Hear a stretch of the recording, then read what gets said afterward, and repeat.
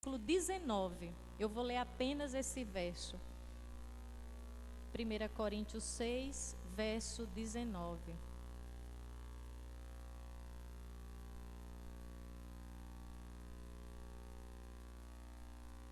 Amém? Houve poucos améns. Não encontraram ou não procuraram? Amém. Acaso não sabem que o corpo de vocês é santuário do Espírito Santo, que habita em vocês, e que lhe foi dado por Deus, e que vocês não são de si mesmos? Vocês foram comprados por alto preço. Portanto, glorifiquem a Deus com o seu próprio corpo. Portanto, glorifiquem a Deus com o seu próprio corpo. Paulo, o apóstolo Paulo, que escreve essa carta, escreve a partir de duas influências, de duas culturas que influenciaram a sua vida. Uma cultura judaica, porque Paulo foi judeu. Lembra que antes de ser um seguidor de Jesus, ele era um dos fariseus. E quem eram os fariseus no grupo judaico? Os mais rigorosos, zelosos e legalistas do grupo judaico. Paulo teve a influência desse grupo. E como esse grupo entendia corpo?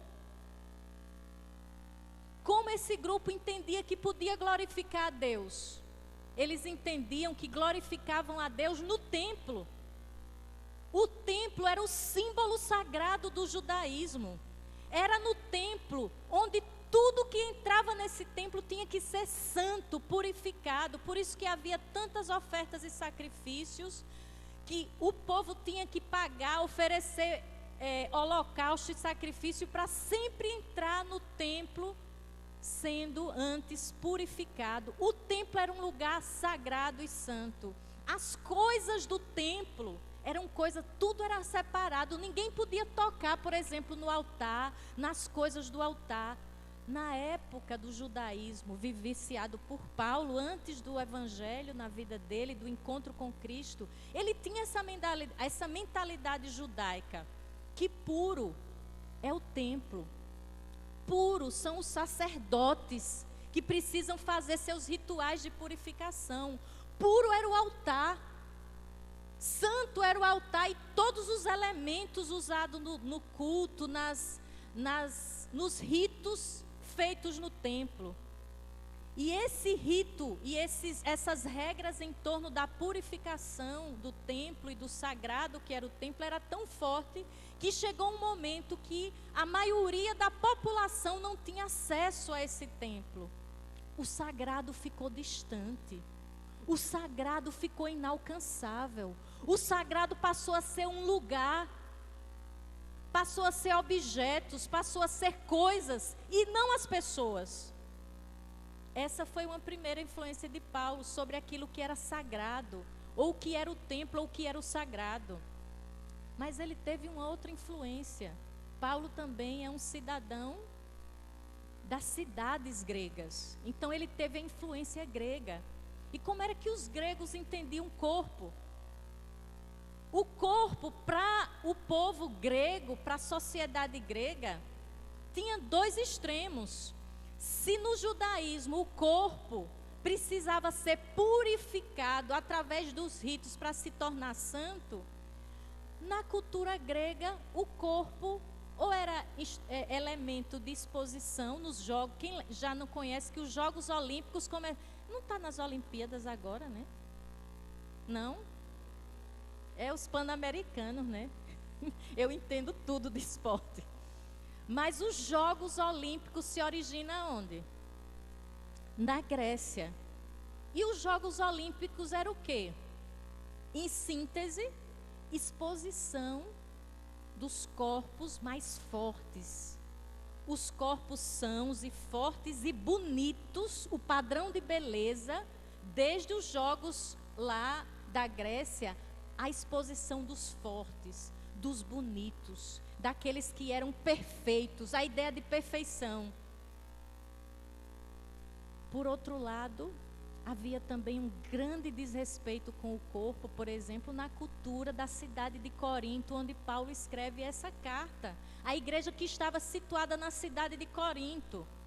Lá havia uma filosofia que dizia que o corpo, Dani, no final vai ser destruído. O corpo não serve para nada, ele já está destinado a se acabar. Então eles pensam, não, o que vai ficar é a alma, é a razão, é o pensar. Então o que é que a gente tem que fazer com o corpo? Segundo essa filosofia grega, o corpo pode ser usado e abusado, porque no final não vai sobrar nada. E eles tinham uma ideia estranha que o que acontecia no corpo não refletia na alma. Isso é o que a gente chama de dicotomia grega, concepção grega do pensar da vida e do corpo. Filosofia errada, porque nós somos uma integralidade. Quando você está doente no corpo, a sua alma sente. Quando você está abatida na alma, o seu corpo adoece. Nós somos uma inteireza, Deus nos fez assim. Então Paulo, em meio a essas influências todas, ele consegue fazer uma síntese cristã. Primeiro resgatando o lado bom do judaísmo, a ideia do sagrado. Isso é muito bonito no escrito de Paulo. Ele resgata a ideia, primeiro ele resgata toda a sua influência do templo e do lugar sagrado que precisa ser amado, respeitado e cuidado, mas ao mesmo tempo ele desconstrói. Como um judeu criado no judaísmo, ele consegue, quando conhece Jesus, reconstruir sua visão. E ele diz: não é mais o templo que é sagrado, não é mais o altar que é sagrado. O que é sagrado somos nós. O sagrado sou eu e você. O sagrado são os nossos corpos. Deus não habita em templo feito por mãos humanas. Deus não está preso ao templo. Deus é espírito livre. E esse espírito habita onde? Qual é o templo onde Deus habita, irmãos e irmãs? Em nosso corpo. E agora Paulo convida os novos cristãos que saíram do judaísmo a entender que sagrado não é mais o lugar, que sagrado não é mais o altar, que sagrado não é mais o templo, que sagrado não é mais os objetos do templo. Sagrados são os corpos. Sagradas são as vidas. Sagradas são as pessoas. O lugar onde Deus quer ser glorificado não é no altar. O lugar onde Deus quer ser glorificado é na minha vida e na sua vida. É no meu corpo que a glória de Deus tem que se manifestar. É no meu corpo que Deus vai revelar toda a sua glória. Gente, isso é maravilhoso. Isso seria para dignificar todos os corpos e todas as vidas. Isso é para fazer a gente entender o quão maravilhoso foi a criação de Deus. E que diz, quando Ele nos criou, Ele soprou de si mesmo dentro de nós. E por isso que nós somos expressão da imagem de Deus. Vocês não sabem, pergunta Paulo, será que vocês não sabem que o corpo de vocês é templo do Espírito? E por que Paulo faz essa pergunta quase como uma exortação? Porque mesmo os cristãos, novos cristãos, não estavam entendendo essa nova mensagem. E dizem que aqui na igreja de Corinto, para quem Paulo escreve, havia um desrespeito e uma desumanização de corpos tão grave como a que a gente tem visto nos dias atuais. Corpo era mercadoria, irmãos e irmãs, na cidade de Corinto. Corinto era uma cidade, tinha algumas características. Portuária. Sabe o que significa? Quem conhece minimamente uma cidade, por exemplo, como Santos, em São Paulo, onde circula mercadoria para todo lado. O que é que acontece nessas cidades? O número de prostituição é altíssimo. Outra coisa, a cidade de Corinto era uma cidade onde havia inúmeros cultos a diferentes divindades. E nesses cultos havia um tipo de serviço. E esse serviço utilizava o corpo das pessoas. Porque nesses cultos de adoração ou a império ou às divindades de Corinto, que havia diferentes divindades, acontecia cultos pagãos onde acontecia de tudo. E eles precisavam daquilo que era chamado nessa época escravos e escravas cultuais. Alguém já leu isso para não achar que eu estou falando coisa demais? Quem estuda um pouquinho a cultura grega sabe que isso não é novidade. Isso aparece na Bíblia também. Escravos e escravas cultuais, corpos que eram comercializados para servir nos templos, nos cultos orgíacos que havia nos templos. Mas não só isso. A cidade também era dividida entre a população escrava e a não escrava. E os corpos eram comercializados assim, no público. Se levavam escravos para vender, você poderia ir lá comprar um escravo na rua, no comércio. Eu quero um escravo doméstico, ou uma escrava doméstica. E você ia lá no mercado e tinha os negociadores de corpos que queriam um escravo para ajudar nos serviços domésticos. Ou você queria um escravo para ser trabalhador na sua vinha ou no campo, ou nas suas lojas, porque naquela época tinha muito comércio. Ou você podia ser simplesmente vendido, negociado, logo cedo, como ainda corpos de crianças e adolescentes que eram vendidos no templo. É nesse contexto que Paulo escreve. Uma cidade extremamente libertina, não era libertada, era libertina. E diz que os grupos fortes da igreja diziam, tudo é permitido. Porque eles eram os intelectuais filósofos que achavam que a eles não sobrava regra nenhuma para eles cumprirem. E Paulo está contestando isso e diz, sim, tudo é permitido, mas nem tudo convém. E é nesse contexto que Paulo vai falar sobre essa frase que ele disse, vocês não sabem que o vosso corpo é templo do Espírito? Como é que vocês estão usando o corpo de vocês para se unir àquilo que tem mais de injusto nessa cidade? Por isso que ele vai dizer, o corpo de vocês não pode se unir à prostituição que há nessa cidade. E a prostituição que ele fala aí é uma prostituição que tem a ver com o comércio do corpo, simplesmente por prazer, mas tem também uma denúncia de um sistema que explorava o corpo das pessoas por dinheiro. Irmãos e irmãs, os nossos adolescentes hoje não vivem na cidade de Corinto. Não é mais a cultura grega. Não tem mais comércio de escravo na rua. Vocês não correm o risco de serem mais um ou mais uma vendidos aos templos pagãos. Mas a pergunta que eu faço é, corpo como mercadoria ainda existe hoje?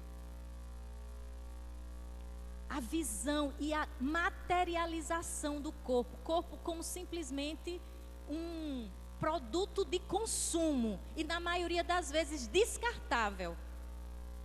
Pergunta, estamos tão distantes assim da exortação de Paulo na cidade de Corinto?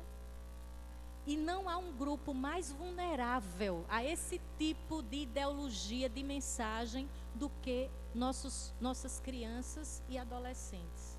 Nossas crianças porque estão sendo erotizadas precocemente. O comércio e o mercado quer vender a qualquer custo.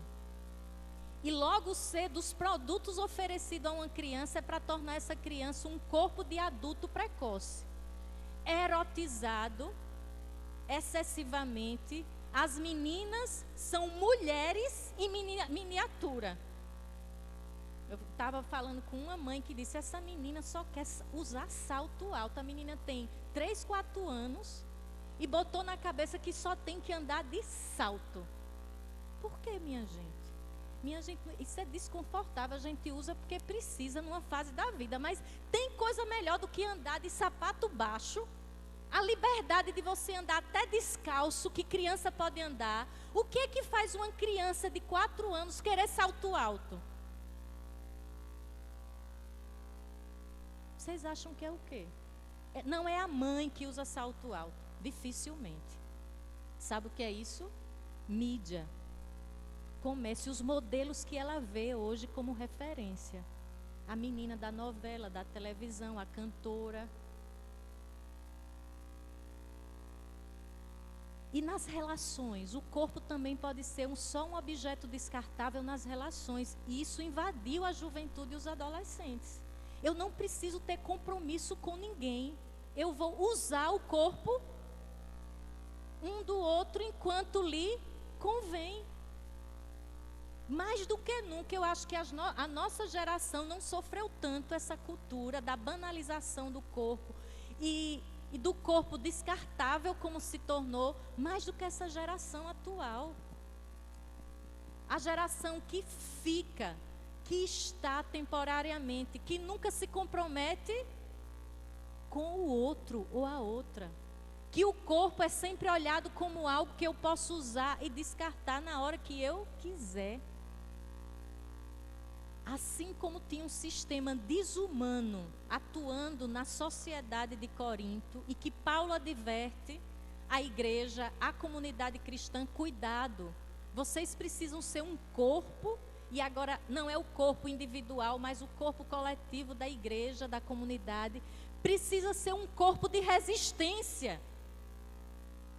A igreja precisa ser um corpo onde haja resistência a essa cultura diabólica, destrutiva, desumana, desumanizante. Pergunta como a comunidade de Corinto estava conseguindo ser uma comunidade de resistência. Pelas palavras de Paulo na carta, ele está dando carão na igreja, porque a igreja não estava conseguindo fazer o contraponto com a cultura. Estava perdida, estava confusa, e Paulo vai orientar nessa carta. Agora, e nós hoje? Estamos conseguindo ser um corpo enquanto comunidade, um corpo social, um corpo de unidade, que possa fazer frente a essa cultura de banalização do corpo, de desrespeito ao corpo, de instrumentalização do corpo. Eu temo dizer que a maioria das comunidades não tem conseguido resistir a essa cultura, irmãos. E por isso, muitas das provocações feitas aqui na apresentação artística, nós vimos que são as ideias que têm contaminado, vou chamar assim, é um vírus terrível que contamina a nossa mentalidade. Não só dos adolescentes, não são vocês. Começa por nós adultos. Nós adultos, na verdade, é que repassamos. Eles não recebem só da televisão, só da mídia. Recebem também de nós. Nosso desejo de consumo desenfreado. Alguns meninos e meninas que veem pais e mães enlouquecidos para ter, para possuir. Pais e mães possuídos por essa ideia de um corpo perfeito. Gente infeliz porque eu estou acima do peso, eu preciso ficar belo, eu preciso